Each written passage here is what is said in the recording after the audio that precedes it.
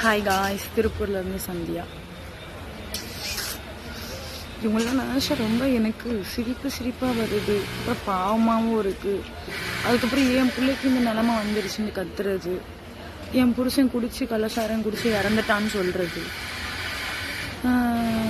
எதுக்கு அப்புறம் கற்று செத்துட்டு போகிறேன், பாலியம் பலாத்காரம் பண்ணால் பண்ணிட்டு போகிறேன்னு விட்டுட்டு போங்க. கதறி அழுதிங்க யாராவது, சங்க பிடிச்சிருக்கேன் பார்த்துக்கோங்க.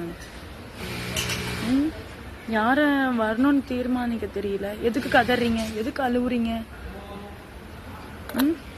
எதுக்கு அழுவுறீங்க? வெளிநாட்டுலாம் பார்த்துருக்கீங்களா பொண்ணை தொட்டா என்ன நிலைமைன்னு? ஏன் இங்கே வரமாட்டேங்குது அந்த சட்டம்?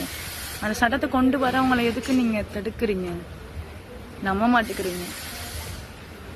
காசு, சரக்கு, பணம், சரக்கு கொடுக்குறவங்க, கோழி பிரியாணி இதெல்லாம் கொடுக்குறவங்களுக்கு தான் சப்போர்ட் பண்ணுங்கன்னா